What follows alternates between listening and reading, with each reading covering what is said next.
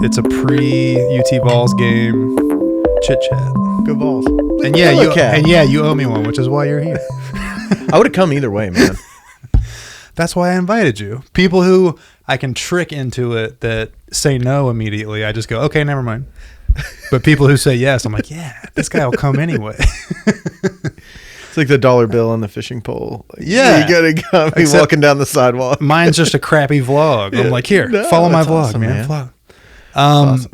Ben Fields, Pop Fizz. Yeah. Producer, editor, DP, camera holder, bag carrier, wake up at 5 a.m. guy. What's your official title? Director, DP. I end up getting pulled into the producing world sometimes. Okay. We all wear a lot of hats now, man. Used to be you did one thing in the film business, and now you kind of got to be a Swiss Army knife to get by. That used to be looked down on a lot, but now it's kind of becoming the way. Every single audio person I know that works grew up only learning one DAW. Like, I work Pro Tools, or I have this kind of rig or whatever. Now it's everything. Yep. Everybody does everything. It's crazy. I was against it at first. Even when I hooked up with Brian Allen and started working at Pop Fizz, I was against the whole Swiss Army knife thing. And much like all the other arguments he and I get in, he was right. And you kind of do need to be well-rounded anymore. People expect that. Yeah. Clients expect it.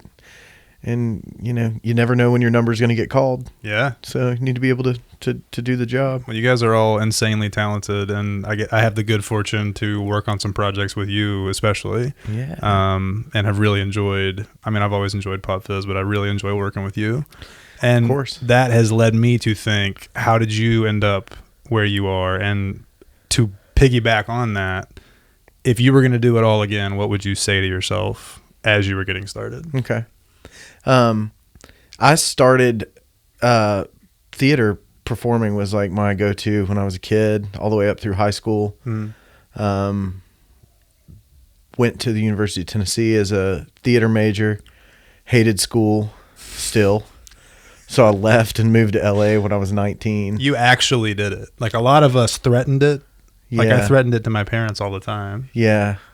I think my parents just, never called my bluff. Is what happened to me. Look at him now. Look where he ended up. He's talking with a pillow. It's perfect. Ended up in LA when I was 19, and taking acting classes, trying to get discovered as an actor and just get work, really, more than anything, as an actor, and that never really happened. But I did get a job as a PA on a show called Mr. Romance that was on the Oxygen Network. So my first day was I was driving the Transpo van, picking up people at the crew parking lot. So someone who's in your shoes who moves to LA, how did you end up on that set? I knew somebody who knew that I was hungry and knew that I wanted to work, and she was an associate producer. And just said, hey, it's $100 a day for a 14-hour day. You want to come do it? And I said, absolutely. And it was brutal, man. That math is not. The math is not good. No, it's not. And it was brutal, but I worked my ass off on set. I was happy to be there, and the production company that was producing that show noticed that I was working hard and noticed that I was 15 minutes early every day and said, why don't we have him come work on staff for us? See if he wants it. He looks like he could use the work. He's here early every day. Yeah. He clearly needs money. Yeah. And so I did. And I went and I worked for them for over a year, a place called the Greif Company, which is now I think it's called Think Tank Media or something like that. But they made A&E biographies at the time, a bunch of different stuff. Made this show, Gene Simmons' Family Jewels was one that our company created. Did you work on that show? I worked on the pilot, and then I left LA before they shot. Nice. After they sold it, I didn't work on the rest of it. What were you doing with them? What was I doing on that show? Yeah. At the production company, I was a runner, man. I ran around, tried to just. I was making everybody's life easier. Yeah. That was my thing. It was just whatever you need, so you can do your job. Let me do it. So it was a lot of tape delivery and running to the studios and picking up tapes, picking up music libraries to bring home for our editors to work on, delivering stuff. Yeah, getting my boss's car washed. I mean, it's just whatever it takes. Yeah.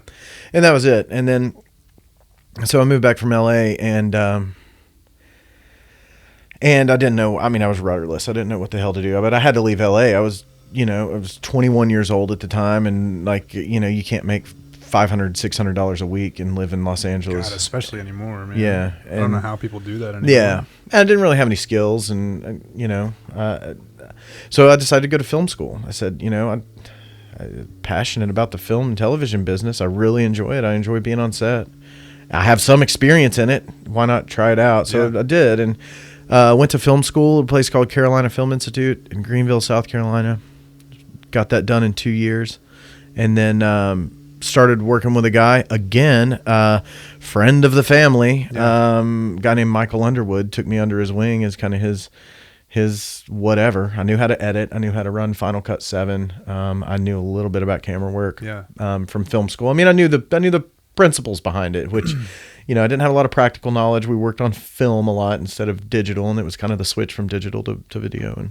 And that's how I kind of got back in Knoxville and started working. And Michael mentored the hell out of me for 5 years. And, I started off being his just assistant pretty much. And then by the time it was said and done, I was his first assistant director on, 60 person sets, and running his show and running the show for him. And then his work kind of, he was on the twilight into retirement. And I think I had a lot of opportunity to maybe kind of, take that baton from him. Yeah. And I kind of did a little bit. I still work with a lot of the same clients that Michael and I worked with. But right as the twilight of his career in film and television as being a director was kind of going away, and he was headed towards retirement, was right around the time that I had my first kid. So I needed to, him not needing to work all the time and me needing to work, especially that industry, man. Like, just from the music side of things, and I see what a shoot day or a shoot week looks like, and editing week looks like. Kids change a lot. The game, they change a lot. Yeah, in a good way. They make you. I always tell people they make you prioritize the time you have. Absolutely, like, you don't waste it as much as you did. Yeah. I'm an expert at wasting time, and kids really help me not. Yeah. Yeah, one of my friends was like, "What the hell did we do before we had kids? Like, I just wasted all Call of Duty, Halo, exactly. Drinking, smoking. Like, I don't play Call of Duty and Halo anymore. You've grown up, man. See, two off the list. You replace them with kids. Yeah, exactly. But so needing to feed those children and all that, I needed a gig that I knew was going to be steady. Yeah. It was right around the time my wife wanted to go back to get her doctorate to be a physical therapist, and so she wasn't going to be working. We had a kid at home. Needed to do something. So that's when me and Brian Allen started the chat about Pop Fizz. I think it was hire number 4 or 5 over there. I remember when 5. You came on. Yeah. And Brian, awesome dude, gracious man, unbelievably kind to have me, over there. And sorry, my phone's ringing. Let me hit the vibrate on that. Vibrate. Sync. And Brian brought me on, and it's completely changed.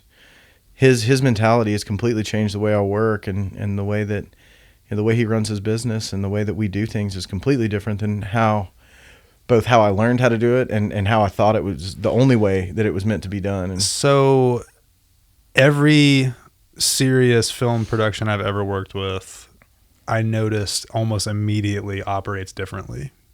Like, what do you mean?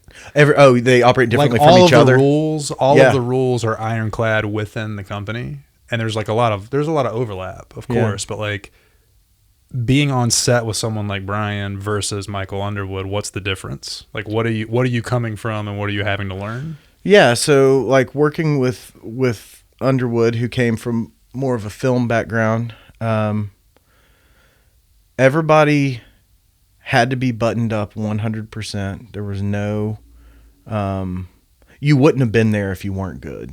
It's kind of the idea. He was willing to mentor people and to give people the greatest chances in the world, but he expected you to be able to do your job. Yeah. And he expected 100% out of everybody all the time. And he's the kindest man in the world. Yeah.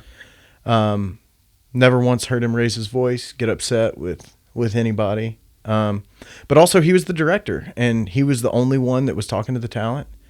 And that was at his request. He didn't want the talent to get confused on who to listen to, which is a completely valid approach, I think. Mm-hmm. Working with Brian and what he's got going on at Pop Fizz, it's a lot more egalitarian. Yeah. So everybody kind of has their anybody can throw an idea out there. And not to say that you couldn't do that with Underwood, you certainly could, but things were a little bit more swim laned. Yeah. You kind of stayed in your lane, and the gaffer doesn't touch the boom pole, the sound man doesn't unplug Same it. rule up here. Well, but Pop Fizz were a little more free form, and I might be directing one day, and I might be out operating a camera for somebody next day. I've only seen you direct when I've been on set, and I will say one thing you said early on about LA. You said they noticed you because you were there 15 minutes early and you were making people's lives easier. Mm-hmm. It's exactly what you do at Pop Fizz. I hope so. And I mean that sincerely, man. You. Like watching you work, watching all of you guys work, there's a sincerity of getting the job done the right way. Mm-hmm. There's a authenticity in your personalities, and no one speaks just to speak. Like I've noticed, I like to watch people work, and I've noticed if someone like Collier or Cody is running the camera, sure, they're not just jabbering to jabber. They will mention something if they need to mention it. If they don't, they take cues from you. Everything runs smoothly. Yeah, we're all there to do our jobs, and there's already enough. There's already enough going on that it can devolve into chaos pretty quickly if you're not careful. Yeah. And so I think that those guys specifically that you mentioned have enough experience where they know that, and they know that. And working with me, the two of those guys, we know how each other, work and how we operate. And the three of us working together may be completely different than the three of us working with somebody else. Sure. Or us working apart with, different crews. So, Pop Fizz is definitely a different approach. I think it works. Again, like I said, I told Brian Allen it would never work for everybody to be a Swiss Army knife. And look at you now. For the 794th time, he was right. When you were 4 employees and now you're, what, 15? 13, 14 employees, something like that. You got him again, man. Yeah, exactly. Yeah. So now I just listen to him. And now I just argue with him for fun and then take his side and realize he's going to be right no matter what. Job security. But just to your second question of like, what would you tell younger me? Like, I think I kind of did. I would tell them exactly what made my trip happen, which is be there, pay attention, have a great attitude, show up, do the work, be a helper. People want help, especially people who are really busy. Yep. People who are really busy want help. And if you're capable and you're eager and you're willing to help, it gets noticed at some point. And another thing is decide what it is you want to do also. And that sounds super ambiguous, but it's not if you apply it to our industry. Like if I walk on set and you ask me what I want to do and I say, I don't know, I just want to make stuff. Yeah. That's different than I want to be a location sound guy. And once you decide what you can do or what you want to do, where your trajectory is, where your path is, the earlier you can identify that, that's when people can start helping you get there. Yeah. And you're not going to get there without that. My least favorite thing in the world is somebody who says they want to be famous in music. Yeah, that's a bad goal. It's not a goal. No. It's a wish. It's a byproduct. like we all have those things that drive us. Like you wanted to be an actor. You didn't end up being an actor. But the drive to be in film and the drive to be around that life led you to that life, Yeah. And like you were open to, all right, well, I'm in LA. I came here because I wanted to act, but there's work in the industry. I'm going to take that work. Yeah. Like you stair step with a drive in your mind. Sure. Like your drive can be, I want to be famous, but like that's not a goal, man. That shouldn't be your goal. You're like, right. Tell me what you really want. What's your next step? Like that can help me help you. Yeah, exactly. Yeah. Because what are you going to tell that to somebody to help you? They're not going to be able to help you. And I guess I didn't really realize it until you mentioned it, but just now that acting was my, my stair step or my goal. But yeah, like I really did until I moved back and started working with Michael Underwood. Like I thought that getting behind the camera and being on film was how I was going to realize my acting career. Yeah. And now I don't think I'd wanted. I mean, that idea of acting scares the hell out of me. Yeah, that's my next question. Yeah. Is there still acting in your future? I don't know. I remember how much of a high I got from it and how much I enjoyed it and how much I loved performing for people. And now I don't know if I'm just getting, older and less patient or what, but I'm also a little less I'm a little less hungry for the limelight. Like I'm cool with being support staff. I'm cool with, with not being the center of attention anymore. And also like I'm becoming a little more introverted too, which is kind of strange. Like time by myself is not a bad thing. No. Like, I don't always have to be the class clown, center of attention, laugh at me. It makes me feel good. Like sitting and, reading a book by the fire at my house makes me feel pretty good now too. So we sound like a couple of dads right now, man. Oh, that's another thing. The dad bod will probably keep me from out in front of the camera, dude. I don't know, man. I think maybe if someone was like, hey, we need a lead for this film, the dad bod could go away pretty fast. Yeah. I quit drinking for the entire month of October this year. You're welcome. Yeah, November's over, and then now we're on to December. But sober October, I lost 6 pounds and 6% body fat just with cutting out drinking. You didn't change anything else? Nothing else. Man, I know. That's it's pretty depressing. crazy. I know it is. I wonder what would have happened if I would have kept going. The world will never know. I sure hope not. October was awful. So at least you had Halloween to look forward to. Yeah, I did. If nothing else.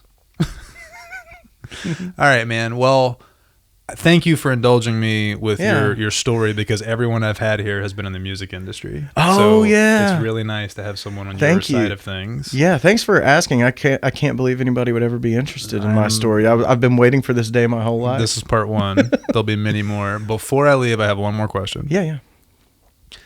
If I came to you right now as a 16-year-old kid wanting to work at Pop Fizz, what advice would you give me? What advice would I give you? Yeah. I think the same thing I said earlier. Be hungry, show that you care, show up, get noticed by being helpful, always say yes, and work hard. I mean, I know it sounds oversimplistic, but it really is a roadmap. And, people want to be around people that are happy. People want to be around people that, aren't negative. People want to be around people who are there to help them. And also find somebody who's doing what you're doing and go work for them for free. Yeah, man. I did that for Underwood, and it was great. And I think that's what I would do. You got to get your craft down. You got to do that, but that'll come. I mean, you'll learn. And when you're 16, you don't know everything just yet, right? And so asking questions is okay, So I think just go after it, and study in your spare time what you want to, study your craft, learn what you want to do, and then just get noticed by somebody by working hard and just going the extra mile and being happy about it. Man, I think that's what I would say. You're the only person that I've talked to that's also added the be happy part. Yeah. Everyone else says hard work. Yeah. Learn your stuff. Be respectful. Blah blah blah blah. Every time I talk to you, you say either be gracious or be happy. Mm-hmm. And I haven't heard anyone else say that. I think people gravitate to that. I think it's a downer. Energy. People who are downers are energy drains, and it's, you know, if you have all things being equal, if you have the choice to be with somebody who's smiling, and, you know, or even if all things aren't equal, let's say you get a chance to work with somebody who's, you know, a B+ at their job, but they're super happy. I'd rather work with them than the A+ who's grumpy as hell, you know? Yep. It's every time. I bet most people would. So what you said about me being the only non-musician to sit down in the chair, my podcast, South of Scruffy, which comes out pretty soon. I've heard of this. I bet you have. South of Scruffy. I didn't know that was the name. Yeah. Love it. Yeah. I'm afraid it's going to turn into a music podcast because all the people I know are in the music industry. There's a lot of us that like talking about ourselves. Yeah. Well, it's smart, man. Yeah. We're good at it. Yeah. Well, and there's a bunch of really talented ones around, and you're one of them. And thanks, man. I'm just from being here today and listening to some of your stuff. You heard some secret stuff. Okay, I won't say a word. Soon to be released secret stuff. Yeah. Hold on, let me take you off speakerphone, honey. Yeah. Thanks, dude. Thank you for stopping by. You got it. Appreciate it, man. Enjoy that.